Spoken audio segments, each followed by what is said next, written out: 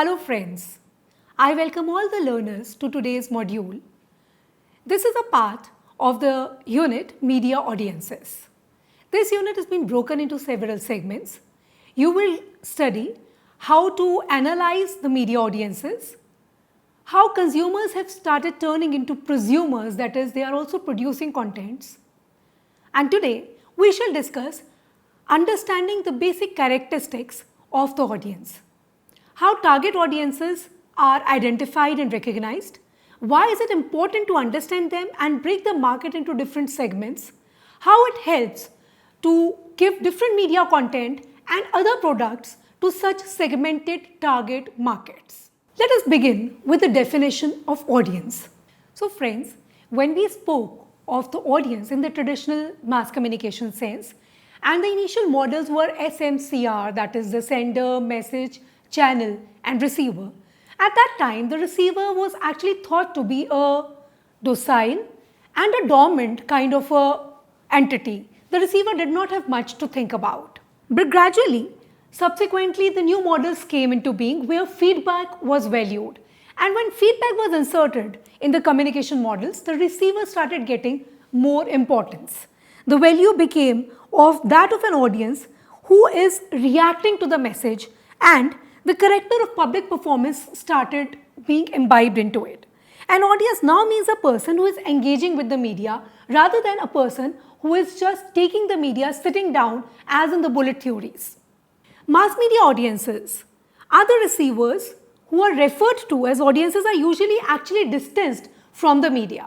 For example, if a radio or a TV program is being shown, it is shot in a different time and space, whereas the viewer or the receiver is listening to it, viewing it, seeing it, interacting with it in a different time and space. So the advent of mass media demanded formalization of its audiences, be it the listeners, readers, viewers or any other medium that they are engaging with. They might not always be observable directly. This led to the requirement of measuring the audience. It became very essential so that you know about the public needs, the public opinions, to assess the sentiments of the audience, undergo the marketing messages and the advertising messages that were being given to them. For that, researches had to be done, and for several other economic reasons, it became utmost necessary that we do researches in media audiences and analyze their character. While doing this, the changing paradigms of audience have come to light. As mediated communication evolves, audience too needs to be redefined. Existing paradigms in mass media always treated audiences and receivers as ones towards whom the message is directed. However, with the economics of media industry, we come to see that the audience can be seen as different entities. Sometimes they assume the role of a consumer, sometimes that of a product, at other times many other roles. Let us consider this with examples. If there is a product or a service, say an advertising social message on Arogya Setu app or COVID-19, that message is being directed towards someone who has to consume it. At that time, your audience is a consumer because they're consuming into that particular message or a product or a service, anything that a brand is giving. Now let us consider a very different scenario, that of a TV channel. A TV channel is producing some content, manufacturing the content, and during that they want to give advertisements. So here the advertisers are their consumers who are buying into the product, which is the audience. So the television channel is now creating a product in the name of the audience. So audience now assumes the role of a product than of a consumer, because it is the revenue that keeps the channel going. Now let us consider a third scenario, that of the OTT platforms like Netflix, Amazon Prime, Hotstar. Here, there are people who subscribe into the platforms and then view the content or engage with the content. It might also be interactive at times. At this time, the subscriber is the audience. So in these three examples, you can see that the audience becomes the consumer or the product or the subscriber or sometimes the content itself, depending upon the platform, the product and also the different so the audience can assume different meanings depending upon the product, the platform and the people that it is. No longer are merely the receivers. However, they are now the creators and also active communicators. In this picture here, you can see that how the media is converging, how different media has come into only one mobile, from the telephone to the radio to television to camera to your computer, it is all converged into one device. With this conversion, the nature of the audience has also started changing. So the emerging concept of the audience is totally new. With the media division and abundance, now there are two concepts that are happening. There is a division of the media and there is also a lot of abundance of the content. So there are TV channels, now there are hundreds of TV channels. There are OTT platforms, there are hundreds of OTT platforms. So there is the media which is not the same. Gone are the days when only Doordarshan or All India Radio would be there, or there would only be a handful of newspapers that you could read into. Now the media has become so abundant that there is a division which audience will subscribe to which media, which audience would listen to which channel or which radio or look at which podcast. So this way, this audience division and the abundance in media has led to the mass audience being fragmented. Now it is no more the concept of mass audience. The audience is now fragmented into smaller chunks. And we will go on further to see how this fragmentation is scientifically and with the help of research it is done. With the digital age, there are now audience who have the content which suits them, be it political, social, technological or even economic content. So there is a lot of diversification and this has led to demassification. Now you can't have one content which is actually aimed at so many people. Rather, you have to have different content aimed at different categories and classes of people. With the convergence and demassification, the media messages have now assumed the meaning of goods. Now they are like any other products that are packaged, they are marketed and distributed to reach the audience. And the audience has started assuming the nature of a consumer to those media goods. And media and entertainment is now an industry in which many industries are converging. Publishing, film, television production, popular music and sports are now all converged into the entertainment industry. So there are different meanings that have now emerged for the audience, for the media content and for also the entertainment industry. So this means the audience have now become consumers. The only way to know what you should talk about in any marketing campaign is to know who you are talking to and what they want from you. Now that the media is the content or a product that is to be served to the markets, the marketing strategies have to be applied. So you also need to know the audience who are consuming your media content. Consumers are becoming more and more demanding with lots of brands to choose from. The attention spans have significantly reduced due to clutter, chaos and time poverty. Thus, it is very important to know your target group, their need, their interests, their motivations and their aspirations in life. For example, you can see that even the video lectures that we are making are being consumed through a media. Now they are 30-minute lectures. Prior, we used to make 60 minutes, then it became 40 minutes. Now the attention spans are reducing and also the educational media content has to be catered to in that category. Why do you have to determine your target audience? See friends, not all consumers are the same and neither can your product be for everyone. The biggest challenge is reaching out to the right target audience. So if you've enrolled for this course, who are the particular people who will be doing a course on media, information and empowerment? And how do you reach them? Through what content?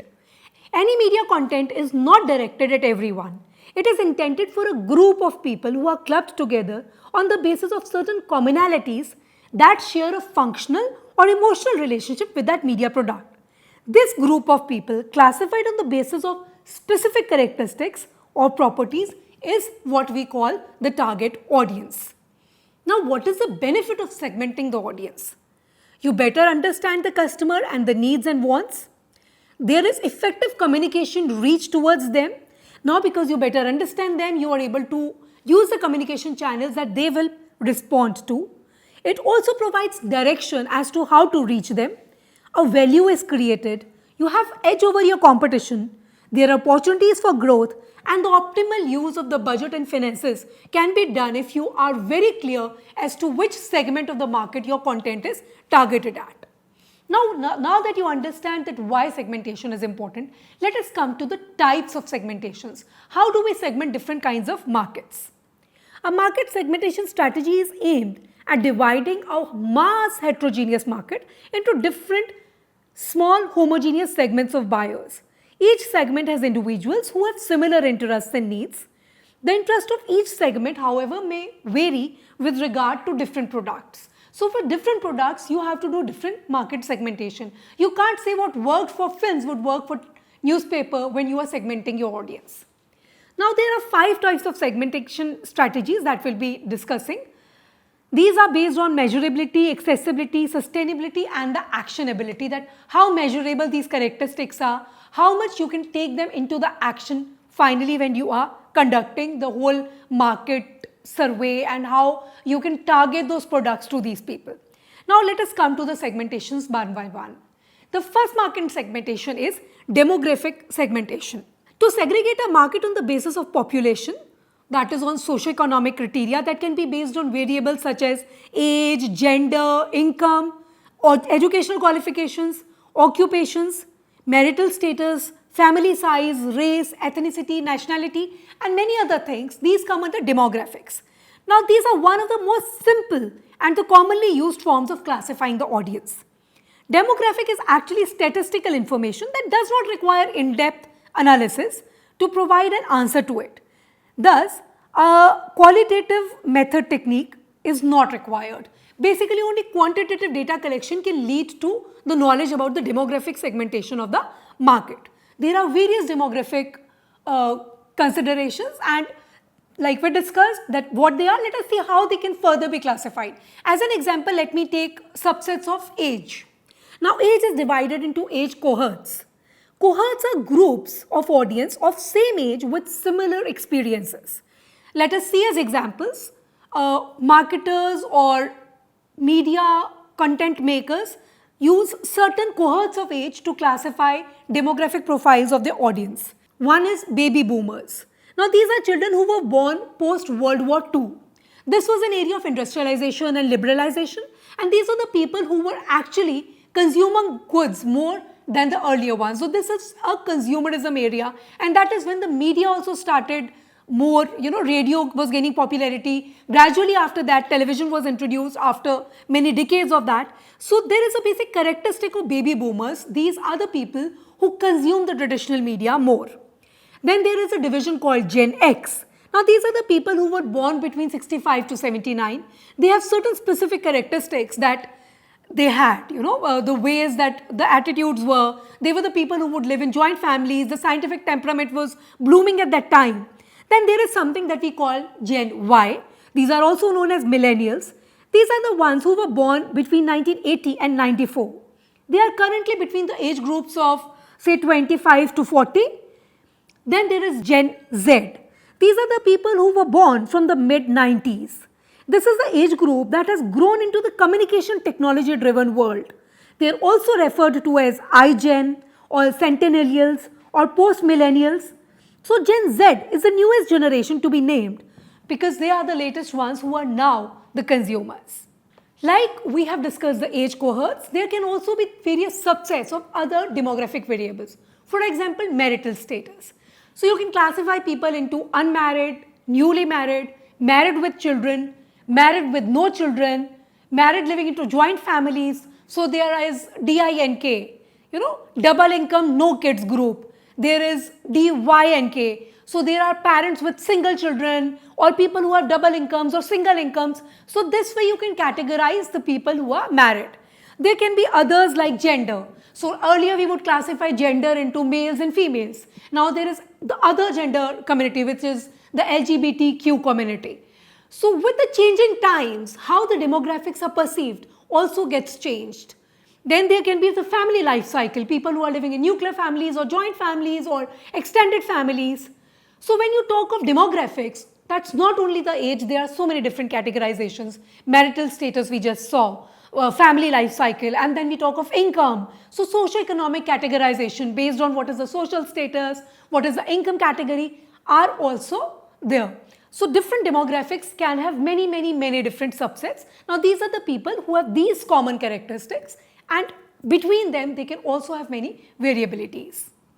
Now let us come to the second segmentation, which is the psychographic segmentation. The use of sociological or psychological and even anthropological factors as well as consumer behavior like style of living, self-concept, when all these are used to determine how different market segments make decisions about a person or a product or even a different philosophy or idea. This is known as the psychographic segmentation. Here you include financials, lifestyle, hobbies, personality traits, values, opinions, interests of the consumers.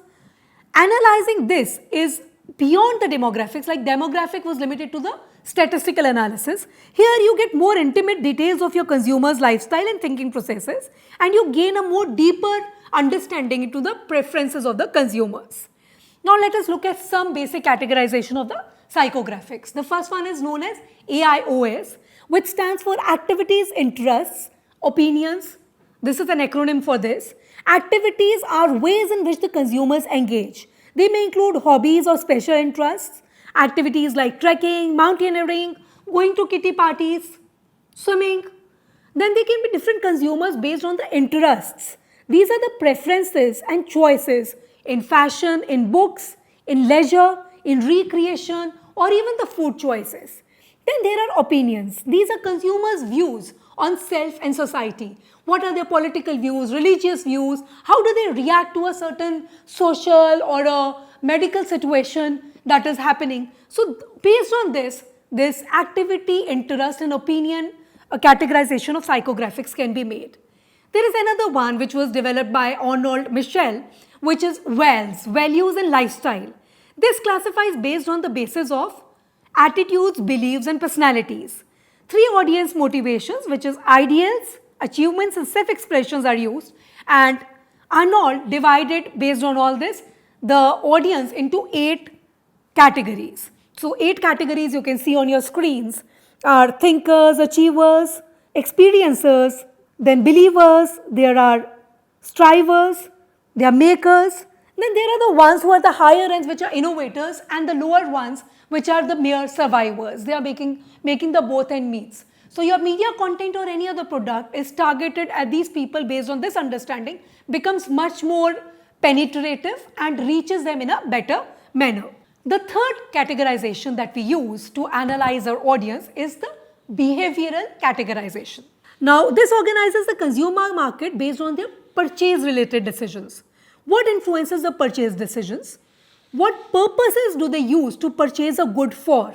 Their responses towards the product finally, as in why do they watch a certain movie? Why would they tune into this particular news channel and not the other one? So their interests, hobbies and past purchase activities gives an understanding into the consumption patterns, the usage behavior and the buying behavior.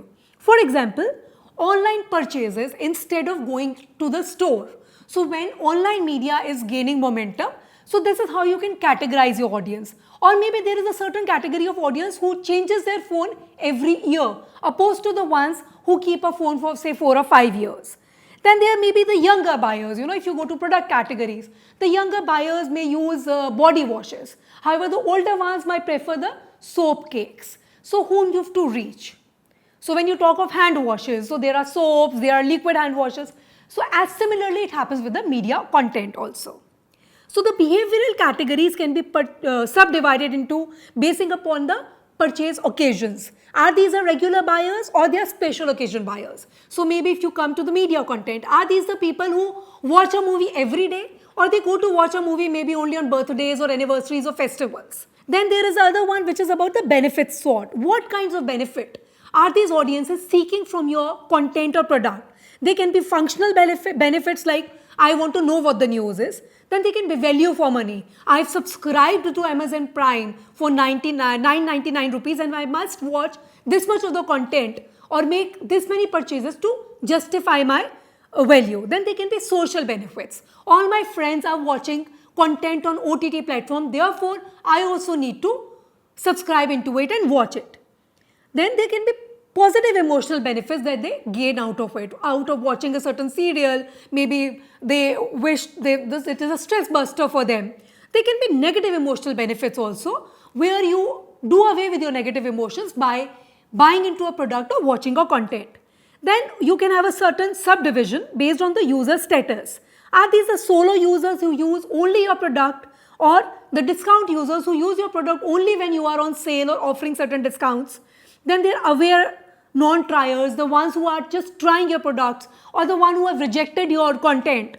Then they can be usage rate based on that, where they are heavy consumers, medium consumers, low consumers, or no consumers. They do not take into this content. Somebody who doesn't buy the newspaper, that a particular newspaper, is a different person who buys that newspaper every day, is a different audience categorization. So this was based on the purchase decisions. Now we come to the fourth categorization, which is the lifestyle categorization. So this is defined as a person's pattern of behavior which is closely related to the consumer's personality and values. It is often determined by the purchasing behavior and the product preferences they have. If a marketer or a media content maker can conduct lifestyle research through previous purchasing behaviors, then it gives an excellent understanding into the lifestyle of the audience. So friends, we have seen demographics, psychographics, then we saw the behavior patterns and lifestyle which can be together clubbed into the sociographics. So they are demographics, psychographics and sociographics. We have considered 4 categories, but they can also be further clubbed into 3. Now is the 5th category, which is the geographic category. That is based upon where your audience is living. Whether you can have different categorizations, maybe based on a city, whole country, a continent, or they are the people living in mountains, or so this would depend how you have to do your content or your product. For example, there are many states which consume liquor so much. So if you have to do an anti-liquor campaign, you probably have to do it, say, in Punjab or in Haryana. You don't have to do it in Pondicherry because that is a dry state. So knowing the geographical locations also helps you understand the cultural differences, and thereby you can have your media messages or media content or any other different product or services which is targeted at them. The market is divided on the basis of geographical locations, and these locations play a very vital role in defining the needs of these individual geographical groups like we just saw. It helps in localizing your products or advertising or content. So there are also different factors that researchers study, which can be the population density or regional climate, etc. So if you have to give certain content which is in a very area which has high temperature, so these are very hot climatic areas, so what kind of movies you would give? You know, some movies release best when it is a winter season, some content is viewed best when it is rainy season. So even media content, which is an abstract thing and you can't touch it, it is not a tangible product, even that is based upon different geographical locations. So you would see there are different movies which work in South. However, there is different content that works in Hindi movies or maybe Gujarati movies. Bhojpuri content is so different. So based on the geographical locations, you can again have subsets. These can be people who are visitors to that area. They have just gone and they are tourists. They don't stay there, so certain content can be targeted at them. They can be residentials or workers of that area. They can be people who have come there for business, industry or service. And they can be export markets which are in different geographical locations but not located there. Now friends, you have seen these 5 basic categorization. Now the good and the interesting part is they are sometimes taken together and a great hybrid is made. For example, they can be geo-demographic segmentations where you club the geographical and the demographical data and you evolve new market segments to be targeted. See, these means people from one area or location who have likeliness in age, income, education or gender, and then the content of the markets are targeted at them. For example, in India, if you look at the Punjabi community, so this is a community which is known to eat outside. So usually the marketers or the content makers target these communities whenever there are advertisements for eateries. So the Punjabi community is targeted. There can be new people who can be evolved. You can have new categorization like movers and shakers or young-minded consumers. New emptiness, so these are the retired senior citizens whose children have moved out. So these are the people with disposable incomes but not much to spend upon. So you can target products on them with different categories. Then there are boomtown singles. These are referred to as young achievers who consume the media like print, TV, internet platforms. Then there are bedrockers. people who are just barely making to both the ends meet and they don't have much to spend on the media content or other products. So this kind of target segmentations are made. Now you would have kind of more or less understood that how markets can be segmented and how you can have a different category. Now let us take a basic example. You can see on your screens an example of an audience profile. So for example, males aged between 35 to 40 who live in India and have a university level education. Now this is what categorizes a person's gender, age, location and the education level. So based on the demographics, we have reached this kind of a segmentation. Now we go further and take the psychographics. So we will say, now let me repeat the whole thing and you can see the divisions, how psychographics, demographics, geographics, lifestyle and attitudes are taken into this categorization. Males aged 35 to 40 who live in India and have a university level education based on demographic are a social extrovert from a top middle economic class and practice an active lifestyle. This is psychographic. This person lives in South Delhi is geographic. They read news on their mobile and they do not prefer that on which newspaper this news was published. Now this is a behavioral characteristic. And they like to watch movies and theatres on the weekend with friends. This is the lifestyle. So based on all this, we have been able to reach a particular category of audience. Now you can target this category to market any kind of product to them, be it media, service, brand, product, consumable, tangible, intangible, abstract product or a mere idea. It can even be a political candidate from a party. So this candidate would appeal to this kind of audience. A different candidate would appeal to different kind of audience. And therefore, in different areas with different groups, the party actually gives tickets to different kind of people. So you're just able to see that how across all the product markets, we can use these segmentations. Now, how do we put these segmentations to use?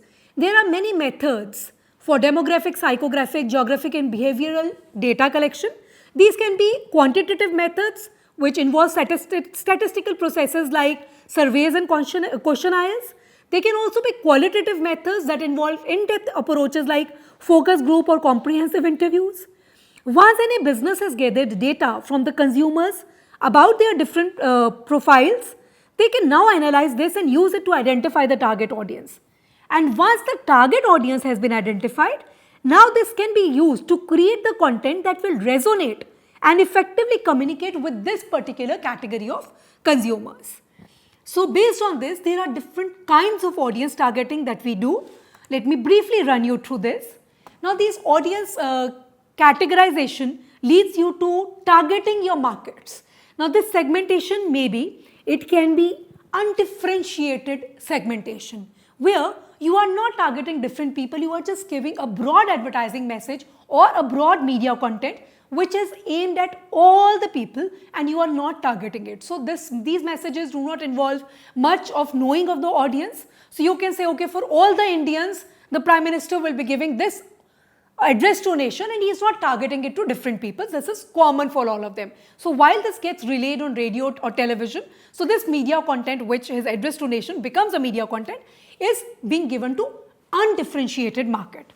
Now the second is differentiated or segmented targeting, where you say, okay, today the finance minister will have her meeting only with the bankers. Today she will talk only to the stock market people. So these are differentiated markets. For the media content, you can say that different markets, Alt Balaji has a content which is targeted at smaller or rural kind of smaller cities or rural audience, whereas Netflix has content which is targeted at metro living or younger English speaking kind of an audience. So this media content is again, this is differentiated marketing segmentation. Then you have concentrated, or we even call it niche targeting, where that is very, very niche. Okay, only for +1 and +2 people, this who are preparing for competitive exams, Akash institutes are giving this kind of a knowledge. Byju's is targeting only the people who are doing school education. Our MOOCs are targeting only the people who are graduates and planning to do this post-graduation in this particular field. So this is niche or concentrated segmentation of the market. Then there are micro, where you also can do local or individual targeting. So this is very, very, very micro targeting. For example, real estate people. If you tell a real estate person, I want to buy this house, he will be searching houses only which are individually suited to your budget, needs, family size. So this is very individualistic market segmentation and targeting, which is micro. So friends, I hope today with this lecture you've been able to understand the basics of target audiences, the need of segmenting these audiences, and how your media content or any other product or service is more beneficially reached when it is targeting and segmenting these audiences and these markets. I hope you are able to create better media content and able to understand the media content that you view or consume with this knowledge at your hands. All the best for your future classes.